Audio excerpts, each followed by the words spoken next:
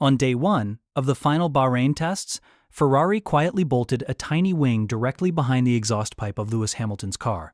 The cameras barely lingered on it. A small aerodynamic device. Nothing that would make headlines. Then, on day 2, they revealed a rear wing that flips completely upside down at full speed. The entire paddock lost its mind.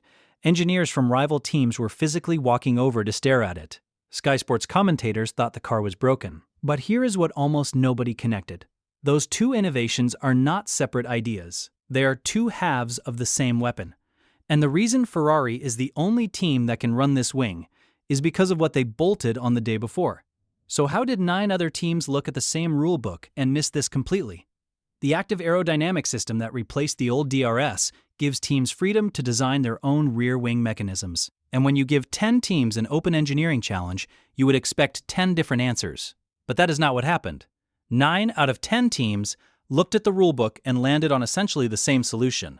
A pivot point at the trailing edge of the upper flap. The leading edge lifts up, creates a gap, stalls the wing, reduces drag.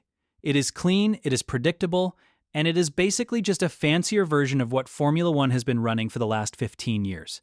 Red Bull, McLaren, Mercedes, they all landed on essentially the same mechanism. It works. Nobody argues that. The reason everyone gravitates toward this design is the transition phase. When you pivot at the trailing edge, the airflow pressure naturally helps push the flap back down when you close it. That means fast, predictable reattachment. The driver hits the brakes, the wing snaps back to high downforce mode, and the rear end stays planted. For a racing car that is approaching braking zones at over 300 km/h, that predictability is worth its weight in carbon fiber. Audi went slightly different. They put the pivot in the middle of the end plate structure, so the flap rotates to an angled position. Not fully open, not fully closed. A kind of aerodynamic compromise that gives you a balanced blend of wing stall and diffuser stall without the extreme shifts in aerodynamic balance that other designs risk. It is the safe bet for a team still finding its feet in Formula One. Alpine went the opposite direction entirely, pivoting at the leading edge so the trailing edge folds downward. A bold choice, and multiple engineers in the paddock have noted that this approach has the slowest flow reattachment of any solution on the grid. Former Jordan technical director Gary Anderson pointed out on a podcast that Alpine's camber change design requires the airflow to be re-energized when closing, making the transition less predictable than conventional separation. Reportedly, the Alpine engineers are a bit nervous about it. Not exactly the energy you want heading into a new season. But Ferrari looked at the same regulations and apparently decided that thinking inside the box was for other people. The SF26's rear wing rotates around a central pivot point located between the two upper elements, and it does not stop at some intermediate angle the way Audi's does. It keeps going. The flap assembly completes a full 180 degrees rotation and lands completely inverted, upside down. The surface that was generating downforce is now facing the sky, and the surface that was facing the sky is now on the bottom. This is not a subtle tweak. This is an aerodynamic personality transplant happening at over 300 kilometers hard. Think about it like this.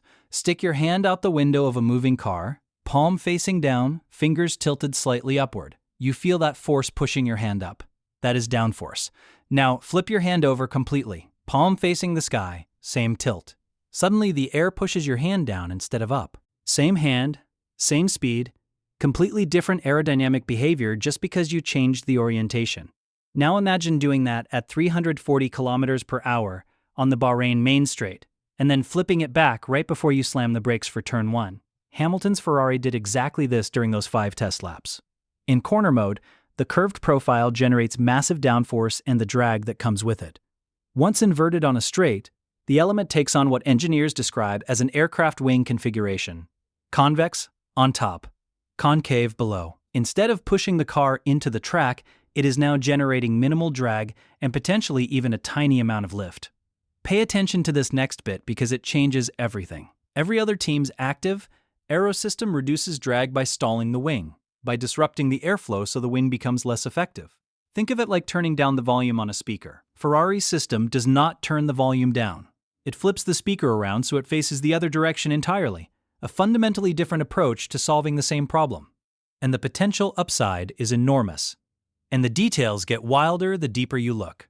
When the wing flips, the trailing edge of the upper flap becomes the leading edge. That creates an interesting engineering puzzle.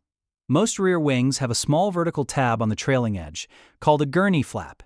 It is a tiny strip of material that boosts downforce significantly relative to its size. So, what happens when that gurney flap is suddenly sitting on what is now the leading edge of an inverted wing? Ferrari appears to have solved this, though nobody outside Maranello knows exactly how.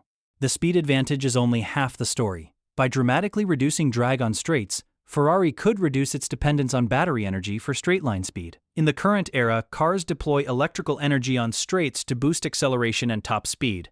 If your rear wing is already producing minimal drag because it has literally flipped itself inside out, you do not need to burn as much battery to hit the same top speed. That means more electrical power available for acceleration zones out of slow corners, for defensive racing when someone is attacking you into a braking zone, and for managing energy across an entire Grand Prix distance when the tires are fading and every tenth matters. The strategic ripple effects compound lap after lap over a 5-7 lap race at a track like Bahrain. Saving even a small percentage of battery energy per lap adds up to a significant reserve by the final stint, the kind of marginal gain that turns a fourth-place finish into a podium.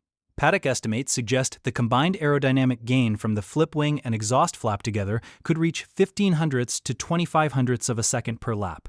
Though those figures are speculative at this stage, what is less speculative is that Ferrari brought a new power unit, a new gearbox, and a completely revised aerodynamic package to this final test, and the SF26 has now covered over 4,300 kilometers without significant reliability issues, roughly 14 Grand Prix distances worth of running. Whatever you think about the performance, the reliability is not in question. Now, the flip wing is officially classified as a test item. Ferrari ran it for 5 laps before bringing Hamilton back to the garage. There is no guarantee it appears at the Australian Grand Prix in Melbourne on March 8th. The transition behavior, the sail effect, the flow reattachment, all of that needs to be proven in race conditions before Ferrari would commit to it. Same hand, same speed, completely different aerodynamic behavior just because you changed the orientation. Now imagine doing that at 340 kilometers per hour on the Bahrain main straight, and then flipping it back right before you slam the brakes for turn 1. Hamilton's Ferrari did exactly this during those 5 test laps. In corner mode, the curved profile generates massive downforce and the drag that comes with it. Once inverted on a straight, the element takes on what engineers describe as an aircraft wing configuration.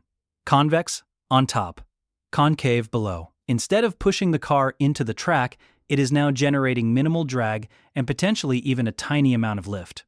Pay attention to this next bit because it changes everything. Every other team's active aero system reduces drag by stalling the wing, by disrupting the airflow so the wing becomes less effective.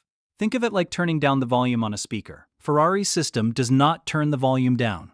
It flips the speaker around so it faces the other direction entirely, a fundamentally different approach to solving the same problem.